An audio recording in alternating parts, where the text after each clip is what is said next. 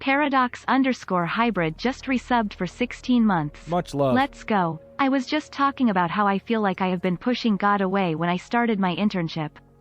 If you had any advice?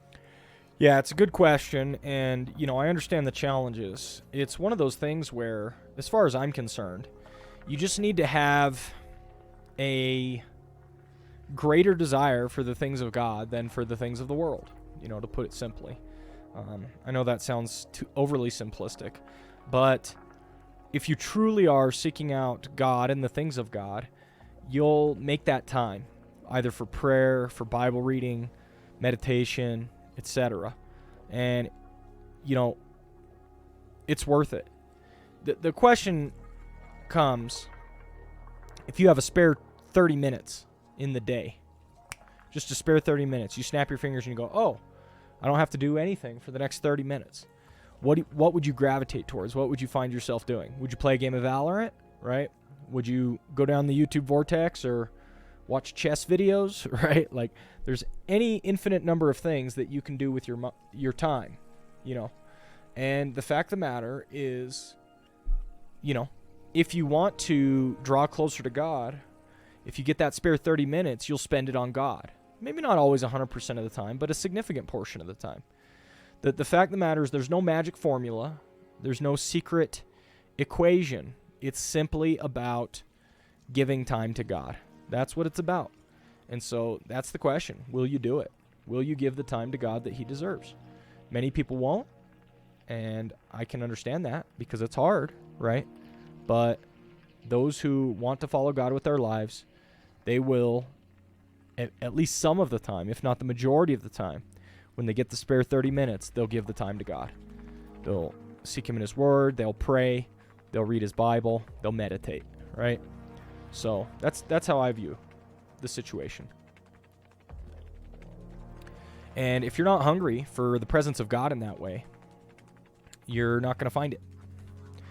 The things of the world only grow strangely dim when you find that the things of God are infinitely more satisfying. So, and it's a challenge, don't get me wrong. I understand it.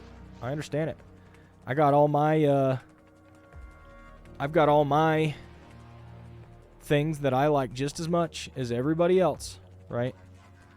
But what takes precedence? Paradox. Wow, I never really viewed it this way. I feel like whenever I come home, I just don't think about it until I'm getting ready for bed. Maybe I need to set up a time where I dedicate it to God.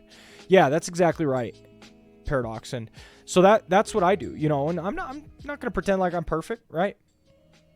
Look, I have an obsessive personality, and I get stuck on my interests at the time. I'm not sad to say it. Right now, I'm really interested in golf. Okay, it's the golf season. I got a pass. I've been golfing more and more, and so I find, when I get a spare 20 to 30 minutes, man, so easy to pop up YouTube and watch a Rick Shields video, or poke around, on some of the golf websites for new clubs or different things like that, right? But it's living automatically. It's not being intentional, right? And I'll tell you, the best days are when I wake up early, like let's say a Saturday. I have a lot of free time on a Saturday compared to other days of the week. Wake up early on a Saturday. No one's awake, right? Wake up at 6 a.m., okay? And I got at least an hour before anybody else wakes up. What am I going to do? It's so easy to pop in the headphone, make a cup of tea, pop in the headphones, play a game of Valorant, and watch Rick Shields' YouTube videos on my other screen. It's the easiest thing in the world, and it's just natural that I gravitate towards that. But I'll tell you, the best Saturdays, when I wake up at that time, and I set the alarm on my phone, and I spend half an hour in prayer and meditation. I focus on those things. I read the Word. Those aspects are what... And I truly feel the presence of the Lord. I feel close to God. And that's why I bring all that up, because you said essentially like you feel like you're pushing God away. Well, if you're not spending a lot of deliberate, intentional time with him, if you don't hunger for him and his presence, he's not there, right? He's happy to show up, but not if he's going to get your leftovers. Not if he's secondhand, right? And so, man, those are the sweetest times in prayer and meditation is when I go out of my way in a moment where it's like, no, I got to put this thing aside. I'm not going to do what's easy. I'm not going to do what I want to do. I'm going to instead seek the Lord. And His presence is real. It's tangible, right? But it comes through sacrifice. You have to grow sick, in a sense, of the world. You have to come to the place where you're like, these things don't satisfy. They don't gratify. And that doesn't mean you can never enjoy things again, right? I still enjoy playing a game of Valorant while watching a Rick Shill's YouTube video, right? Big fan of that, okay? But it's a matter of priorities. It's a matter of emphasis. It's a matter of knowing, you know what? This doesn't satisfy my soul. And I push on. I push further.